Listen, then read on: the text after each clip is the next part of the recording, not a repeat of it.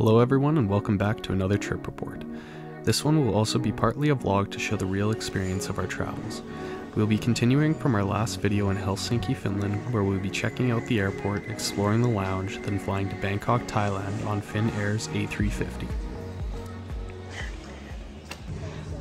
How's your kid's chair?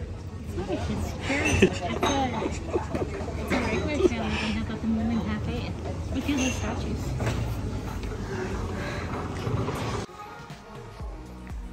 In Helsinki, there are tons of shops to explore with honestly not bad pricing. There is also a Starbucks, however, it is a little ways away from the main gates. There are food options as well, including fast food and sit-down options such as the Nordic Kitchen. However, if you are looking to buy food, it is pretty expensive, so keep that in mind. We then made our way over to Finnair's signature lounge.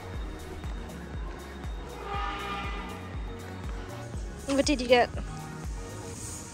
Chicken and rice. How is it? It's actually decent. It looks good, actually. But not a lot of selection here, though, honestly. Like, if you're ever thinking about paying for the lounge, no. Cool. I got a hot chocolate. And there is a bar. I think if you were coming to this lounge, you'd have to drink to make it worth it. Like, the food alone, I don't think makes it worth it. I mean, that's just my personal opinion. It's still good. It's just I don't think it makes it worth it, like 30, 35 euros. Unless you're also going to use amenities like the shower, then maybe. But the problem that we found is, like, when we came in here, it was crowded, super packed. You couldn't even find somewhere to sit. So. But now, what time is it? Like 5:30-ish? Mm-hmm. It's pretty quiet. And we're the last flight of the night. Yeah, so we'll be here till 12. Till it closes. Yep.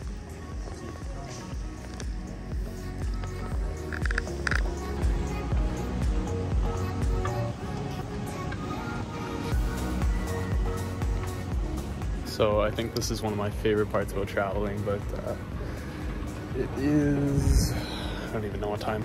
It's like almost midnight. No, not even close. It's like 8 p.m. and Finnair, or like the Finnish terminal in Helsinki, I don't know what I'm saying. It's been a long day. It's completely dead. Like there's like one or two people roaming around, and our flight's the last flight of the night, so it'll be interesting to see how busy it is.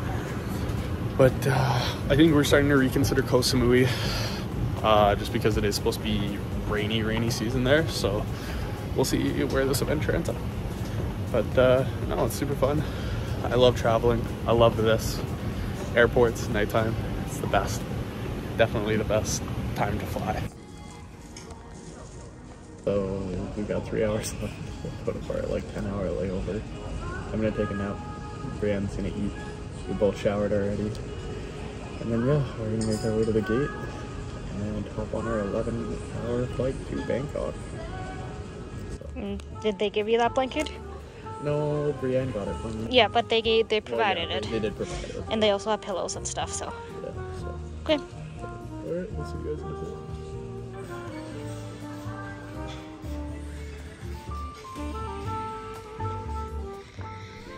The Finnair lounge did have lockers that you could code yourself. This was a nice touch as it gave you peace of mind when you wanted to go explore. The seating options in this lounge were quite good, and there was a few self-serve bars for things such as pop and juice. They did have showers as well, which was a nice touch as it gave us a chance to refresh after having an extended layover. The part that I found to be just okay was the selection of food. It was quite limited and honestly didn't hold much flavor. The dessert selection was also pretty lackluster, with only cookies being on offer and some chips. The one thing that did stand out for me, however, was the bar. It featured specialty made cocktails and mocktails for those who do not drink.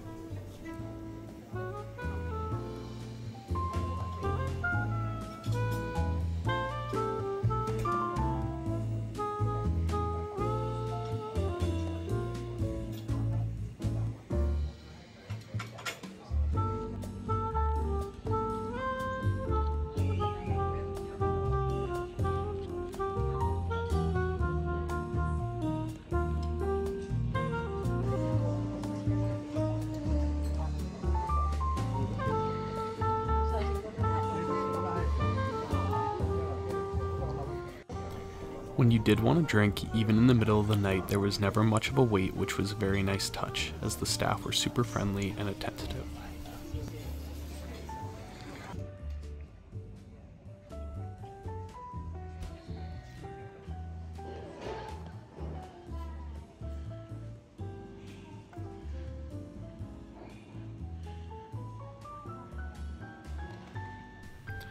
We then made our way over to our gate and stopped to see a few things along the way, such as this 3D modeling of the Helsinki airport, as well as the simulated nature escape located in the central area of the terminal.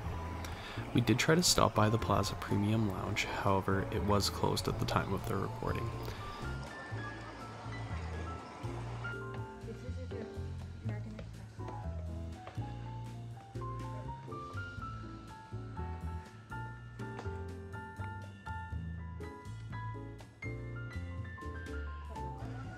Next we made our way to Gate 45 Alpha, and this is where things started to turn for the worst in terms of our experience. Pre-boarding started and we were hurtled into these loading areas like cattle. By the time everyone had gotten through pre-boarding, the space filled up quite quick and it was super full. This was super disappointing as there was no barrier to separate business class passengers from economy passengers. When we did eventually start boarding, the floodgates were open and all passengers were released to find their seats. This isn't a big deal as we are not special by any means, but when you are paying over $2,000 for a one-way flight, there's a level of service to be expected. We're just boarding. Here's the first look at my seat today, 7 Lima. We were served with sparkling wine or blueberry juice as our pre-departure drink. We are on the plane, an airplane. I have blueberry juice. So good. Business class, your feet don't even touch the... No, I need it to come up and support my feet. We have just boarded and I got myself a...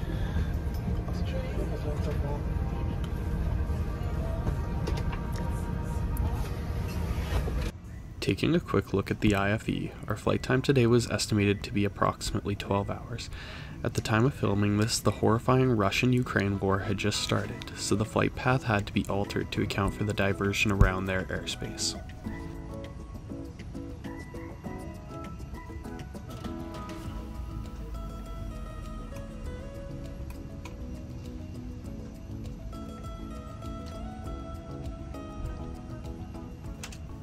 One of the coolest things about this flight, especially as an aviation enthusiast, was the in-flight cameras mounted to the aircraft. It is such a unique perspective, and I found myself at multiple times during the flight switching to these views. We started our pushback and now time to get ready for takeoff. If you'd like to skip ahead to continue the commentary, please do so to the annotations noted in the video.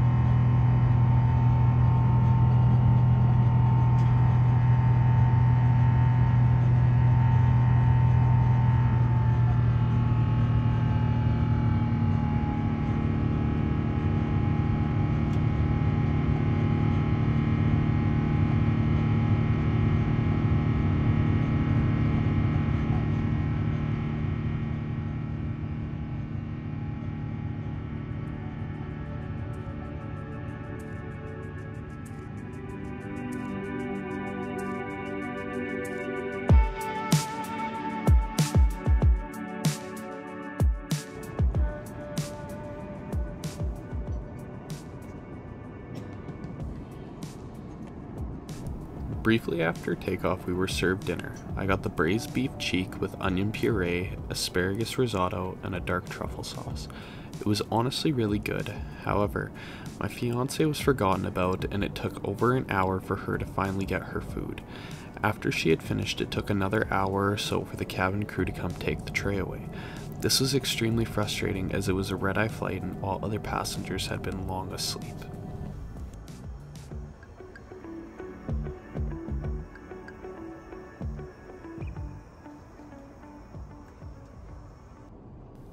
At the beginning of the IFE screen, you can see a timeline of when to expect service. This was a nice touch. Despite individuals who make far more than I do, and probably some science behind it, having customers stay up until around 5 AM local time to me is ridiculous. When going on a red-eye flight, typically you want to get to sleep as soon as possible and wake up early to acclimatize yourself. In my eyes, this is poor planning from the Finnair team.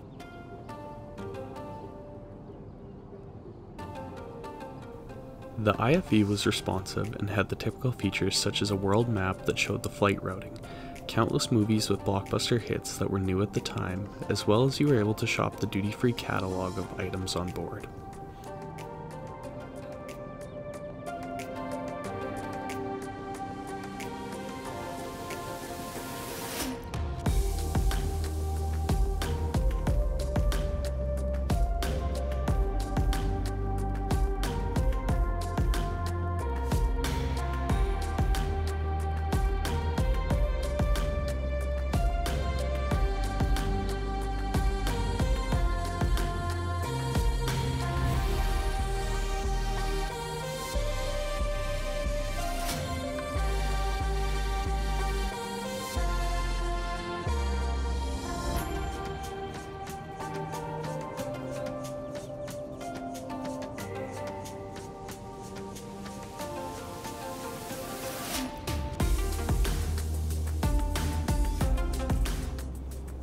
The seat provided ample legroom and space. It was nice and it allowed for some much needed rest.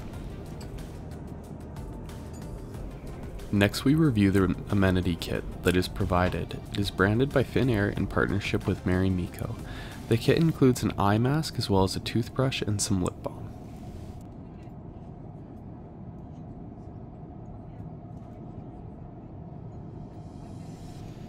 Next we were served breakfast, which came with a fruit salad, croissant, yogurt, and a cheese plate. It also came with some eggs and a sausage and a meat patty. Overall, it was really good. However, the cabin crew forgot about me, and this time I was not served food until an hour after all other guests.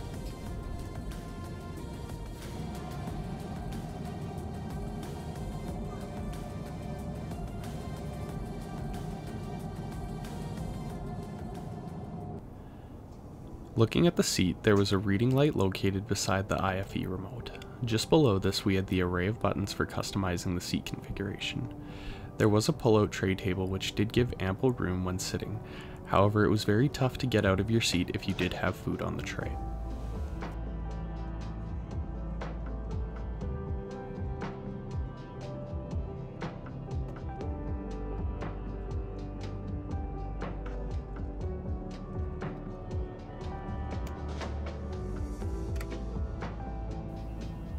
There was also a small literature package with the normal things such as an air sickness bag and safety briefing card. Finnair, like most carriers, also provided some noise cancelling headphones which were tucked away in this little cubby.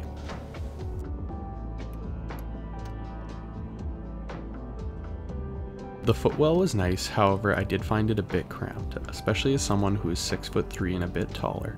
If you were any taller, it could be definitely uncomfortable on a 12-hour flight.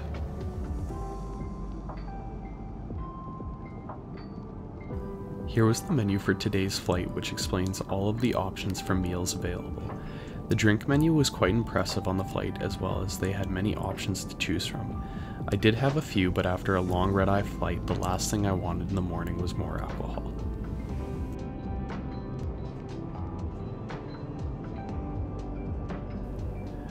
The business class seat was very basic, and I found it very comparable to the likes of Air Canada. However, the one thing to note was Air Canada did provide the ability to adjust the firmness for the mattress when sleeping, which was definitely a nice touch. Finnair also did provide slippers for the flight, which is always nice, especially when it's 12 hours. We are now getting ready to land. If you would like to skip ahead to the commentary, please do so to the timestamps annotated on the video.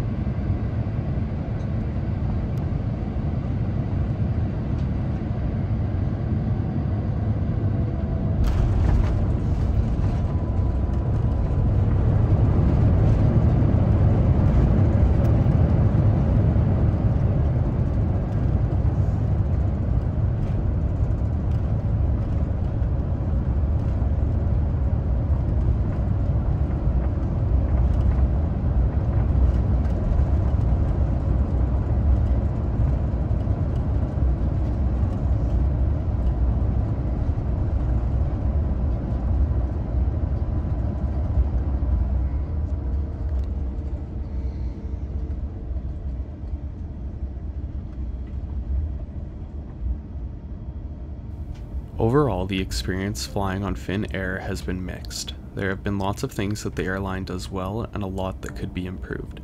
The biggest disappointment for both me and my fiance was the level of service on board paired with the boarding experience.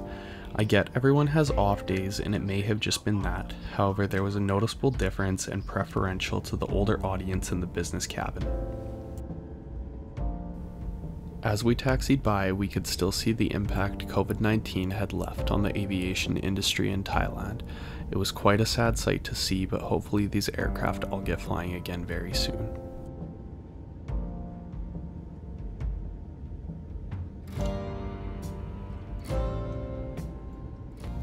If you have a choice, I would probably recommend another carrier, as I feel the service may be better. However, Finnair still by no means is a bad option.